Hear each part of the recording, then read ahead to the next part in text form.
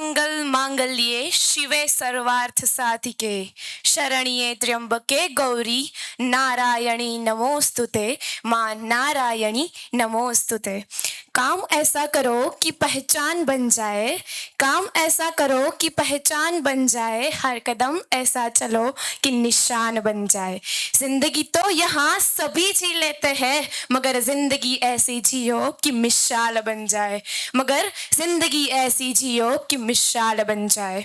અહીં ઉપસ્થિત તમામને ઉમાવંશી કડવા પાટીદાર સમાજની દીકરી યશવી ભૈલાલભાઈ માળોદિયાના નતમસ્તક વંદન।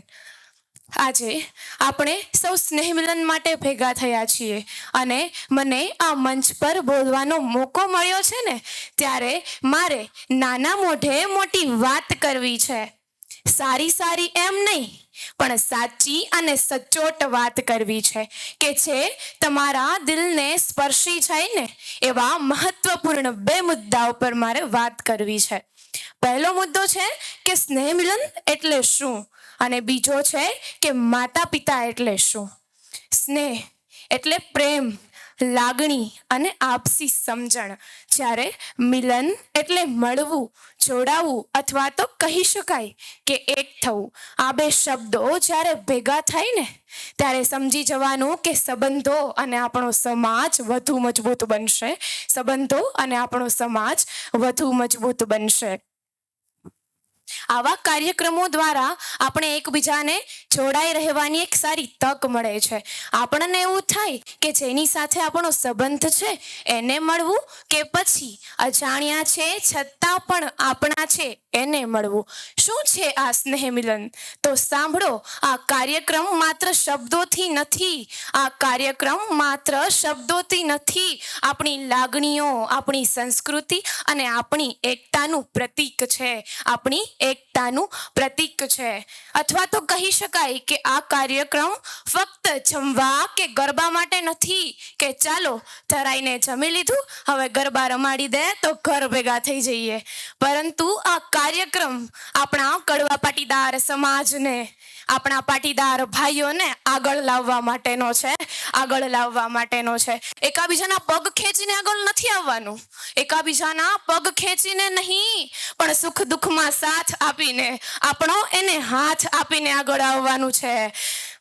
મળતા તો દરરોજ હોઈએ આપણે, સારા નરસા પ્રસંગોમાં મળવાનું થાય, અવારનવાર ભાઈઓ કુટુંબમાં મળતા હોય, પણ આજે બધાનું ભેગા થવાનું કારણ શું છે? આજે બધાનું ભેગા થવાનું કારણ ફક્ત જમવા કે ગરબા માટે નથી, પરંતુ આપણા સમાજના પ્રેમ, એકતા, અખંડિતતા અને સંસ્કાર કેમ જળવાઈ રહે ને એના માટે છે, એની ચર્ચા માટે છે। આપણો સમાજ વધુ પ્રગતિશીલ કેવી રીતે બની શકે ને એના માટે છે। આ ક્ષણો માત્ર આનંદ માટે નથી, આ ક્ષણો માત્ર આનંદ માટે નથી, પરંતુ આપણા સંબંધોને નવી ઉર્જા આપવા માટેની એક તક છે, આપણા સંબંધોને નવી ઉર્જા આપવા માટેની એક તક છે। અથવા તો કહી શકાય કે આ સ્નેહ મિલન ફક્ત મળવા માટે નથી, પરંતુ આપણા સંબંધોને વધુ મજબૂત કરવાનો એક અવસર છે, આપણા સંબંધોને વધુ મજબૂત કરવાનો એક અવસર છે। ત્યારે મને કહેવાનું મન થાય કે જ્યાં મળે છે લાગણીના ખજાના, કે જ્યાં મળે છે લાગણીના ખજાના, એ સંબંધ જ હોય છે મારા વાલા મજાના, એ સંબંધ જ હોય છે મજાના। સંબંધો જ્યારે મજબૂત બને ને ત્યારે સમાજ મજબૂત બને છે, અને એ સંભવિત ક્યારે થાય કે જ્યારે આપણા બધામાં એકાબીજાને સન્માન આપવાની, એકાબીજાની ભૂલચૂકને માફ કરવાની ભાવના હોય ને સાહેબ, ત્યારે આ સંભવિત થઈ શકે છે, ત્યારે આ સંભવિત થઈ શકે છે કે જ્યારે આપણામાં આપણાપણાની લાગણી જન્મે ને ત્યારે સમજી જવાનું કે આ સાચું સ્નેહ મિલન છે, ત્યારે સમજી જવાનું કે આ સાચું સ્નેહ મિલન છે। સ્નેહ મિલનનો સાચો અર્થ એ છે કે આપણે ફક્ત મળીએ નહીં, પરંતુ દિલથી જોડાઈએ કે ચાલો પ્રેમ અને વિશ્વાસ રાખીને આગળ વધીએ તો આપણો સમાજ વધુ પ્રગતિશીલ બનશે, આપણો સમાજ વધારે પ્રગતિશીલ બનશે। ત્યારે આ મુદ્દાના અંતમાં હું એટલું જ કહેવા માંગુ છું કે અગર पटेलों को जानना है तो इतिहास के कुछ पन्नों को मत पलटना, कि अगर इतिहास को जानना है हमारा तो इतिहास के कुछ पन्नों को मत पलटना, क्योंकि शांति के बुद्ध भी हम हैं और रणभूमि के युद्ध भी, शांति के बुद्ध भी हम हैं और रणभूमि के युद्ध भी। આ માત્ર કહેવા ખાતર નથી કહેતી, પણ એવો વિશ્વાસ છે કે મારા કડવા પાટીદાર સમાજના ભાઈઓ બહેનો પણ આ રીતે આગળ આવશે અને રણભૂમિના યુદ્ધમાં પણ આગળ આવી શકશે એવો વિશ્વાસ છે, ત્યારે બોલું છું। હવે બીજા મુદ્દા પર વાત કરવા જઈ રહી છું કે ખૂબ જ મહત્વપૂર્ણ મુદ્દો, માતા પિતા, કે આજના બાળકો પોતાની બિઝી દુનિયામાં પોતાના માતા પિતાને ભૂલી ગયા છે ને, ત્યારે આ મુદ્દાની જરૂર પડે છે। બાકી માતા પિતા વિશે કહેવું ને એ મારું ગજું નથી। હવે હું વાત કરવા જઈ રહી છું એવા બે વિશાળ વ્યક્તિત્વની, માતા અને પિતા। સાહેબ, માતા પિતાના કોઈ દિવસો ના હોય, કારણ કે માતા પિતા છે ને એટલે જ આપણા દિવસો છે, માતા પિતા છે ને એટલે જ આપણા દિવસો છે સાહેબ। ત્યારે મને બોટાદકરની એક કવિતા યાદ આવે કે મીઠા મધુ ને મીઠા મેં હુલાર લોલ, એથી મીઠી તમોરી માત રે, જનનીની જોડ સખી નહીં ચડે રે લોલ, જનનીની જોડ સખી નહીં ચડે રે લોલ। દુનિયાની એક જ એવી જગ્યા કે જ્યાં આપણે મોટા થઈએ છીએ એ છે આપણી માનું ઉદર, કે જ્યારે આપણે આપણી માના પેટમાં હોઈએ ને સાહેબ, એ જ માત્ર એક એવી જગ્યા છે કે જ્યાં આપણે મોટા થઈએ છીએ। માનો ખોળો જ એવો છે કે ત્યાં હસતા રમતા રહીએ છીએ, માનો ખોળો જ એક એવો છે કે આ હસતા રમતા રહીએ છીએ। ત્યારે એક વાત યાદ આવે કે દુનિયામાં બધા કરતા જેનો પ્રેમ 9 મહિના વધારે છે, કેટલા? 9 મહિના। કોઈનું એવું ગજું નથી કે 9 મહિના વધારે પ્રેમ કરી શકે અને સાચો નિસ્વાર્થ પ્રેમ કરી શકે। ત્યારે મને એક હિન્દીમાં વાત યાદ આવે કે ના કભી તુલના की है ना करने का इरादा है, हाँ वो माँ का प्यार ही है जो दुनिया के किसी भी प्यार से 9 महीने ज्यादा है। कितने? 9 महीने ज्यादा है। माँ प्रकृति की सबसे सुंदर रचना है, इस बात से जरूर सहमत होगे, पर सच्ची कद्र तो होती है उस दिन जिस दिन बनते हैं हम खुद माँ बाप, जिस दिन बनते हैं हम खुद माँ बाप। दुनिया की हर एक माँ की बस एक ही परिभाषा होती है कि सुखी रहे बच्चे मेरे, यही उसकी सबसे बड़ी परिभाषा होती है। जो सुकून है अपनी माँ के आंचल में वो ना पाओगे कभी किसी आलीशान से महल में, जो सुकून है अपनी माँ के आंचल में वो ना पाओगे कभी किसी आलीशान से महल में। ना दुखा ना दिल तुम कभी अपनी माँ का, जिसने बदले में कुछ नहीं मांगा अपने जीवन भर के बलिदान का, जिसने बदले में कुछ नहीं मांगा अपने जीवन भर के बलिदान का। गमों को सारे रख कर सीने में एक हंसी लबों पर हरदम रखती है, चाहे हो बदन में दर्द कितना भी दिल से सबकी सेवा करती है, हाँ वो सिर्फ और सिर्फ माँ होती है। હવે વાત કરવા જઈ રહી છું બીજા વ્યક્તિત્વની, દુનિયાની એક એવી હસ્તી કે જેની સામે બધી જ વસ્તુઓ સસ્તી છે।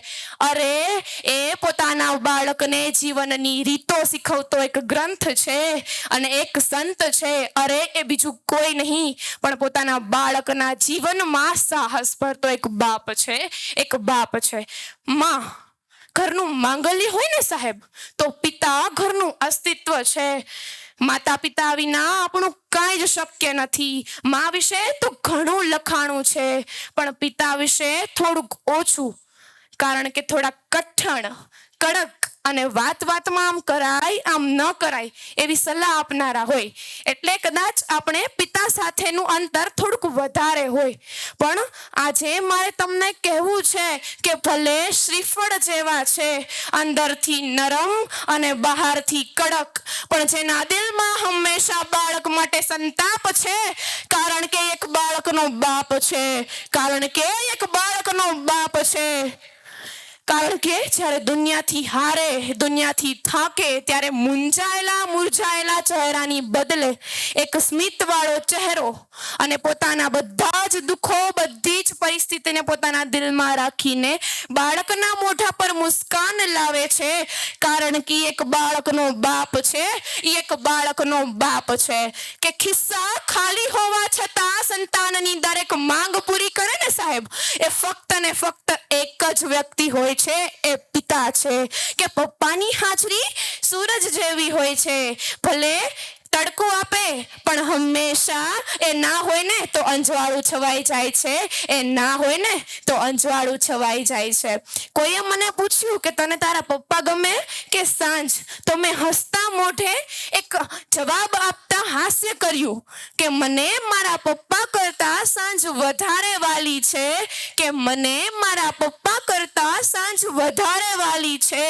કારણ કે મારા પપ્પા તો ફક્ત મારા માટે વસ્તુ જ લાવે છે, પણ એ સાંજ મારા પપ્પાને મારી પાસે ઘરે લાવે છે, એ સાંજ મારા પપ્પાને મારી પાસે ઘરે લાવે છે. અંતમાં હું મારી કાલી ઘેલી વાણીને વિરામ આપતા બે શબ્દો કહેવા માંગુ છું કે પોતાના મા બાપે કે જે તમને આંગળી પકડીને આવડા મોટા કર્યા ને, ખાસ આ વિભાગમાં ભાઈઓને ખાસ નમ્ર વિનંતી છે કે જેણે તમને આટલા મોટા કર્યા ને એનો હાથ ન છોડતા. અમે તો કદાચ પારકી થા પણ છીએ, અમારે આ ઘર છોડીને બીજા ઘરે જવું જ પડશે, ભલે હું ના પાડું પણ છતાં પણ જવું જ પડશે. તો ભાઈઓને એક મારી અરજ છે કે પોતાના મા બાપને પોતાની નવી જીવનસાથી આવે તો ભૂલી ના જતા, કારણ કે તમને આંગળી પકડીને આટલા કાબિલ બનાવ્યા છે, ત્યારે જ ફક્ત તમે અત્યારે ઊભા છો. બાકી કોઈની તાકાત નથી કે આ દુનિયામાં તમને લાવી શકે, કોઈની તાકાત નથી આ દુનિયામાં તમને લાવી શકે. ત્યારે મને કહેવાનું મન થાય કે માની મમતા અને બાપની ક્ષમતાની તુલનાએ આ દુનિયામાં સાહેબ કોઈ નથી આવી શકતું, કોઈ નથી આવી શકતું. જય હિન્દ, જય માતાજી અસ્તુ. છે કે પપ્પાની હાજરી સૂરજ જેવી હોય છે. ભલે તડકો આપે પણ હંમેશા એ ના હોય ને તો અંજવાળું છવાઈ જાય છે, એ ના હોય ને તો અંજવાળું છવાઈ જાય છે. કોઈએ મને પૂછ્યું કે તને તારા પપ્પા ગમે કે સાંજ, તો મેં હસતા મોઢે એક જવાબ આપતા હાસ્ય કર્યું કે મને મારા પપ્પા કરતા સાંજ વધારે વાલી છે, કે મને મારા પપ્પા કરતા સાંજ વધારે વાલી છે. કારણ કે મારા પપ્પા તો ફક્ત મારા માટે વસ્તુ જ લાવે છે, પણ એ સાંજ મારા પપ્પાને મારી પાસે ઘરે લાવે છે, એ સાંજ મારા પપ્પાને મારી પાસે ઘરે લાવે છે. અંતમાં હું મારી કાલી ઘેલી વાણીને વિરામ આપતા બે શબ્દો કહેવા માંગુ છું કે પોતાના મા બાપે કે જે તમને આંગળી પકડીને આવડા મોટા કર્યા ને, ખાસ આ વિભાગમાં ભાઈઓને ખાસ નમ્ર વિનંતી છે કે જેણે તમને આટલા મોટા કર્યા ને એનો હાથ ન છોડતા. અમે તો કદાચ પારકી થા પણ છીએ, અમારે આ ઘર છોડીને બીજા ઘરે જવું જ પડશે, ભલે હું ના પાડું પણ છતાં પણ જવું જ પડશે. તો ભાઈઓને એક મારી અરજ છે કે પોતાના મા બાપને પોતાની નવી જીવનસાથી આવે તો ભૂલી ના જતા, કારણ કે તમને આંગળી પકડીને આટલા કાબિલ બનાવ્યા છે, ત્યારે જ ફક્ત તમે અત્યારે ઊભા છો. બાકી કોઈની તાકાત નથી કે આ દુનિયામાં તમને લાવી શકે, કોઈની તાકાત નથી આ દુનિયામાં તમને લાવી શકે. ત્યારે મને કહેવાનું મન થાય કે માની મમતા અને બાપની ક્ષમતાની તુલનાએ આ દુનિયામાં સાહેબ કોઈ નથી આવી શકતું, કોઈ નથી આવી શકતું. જય હિન્દ, જય માતાજી અસ્તુ.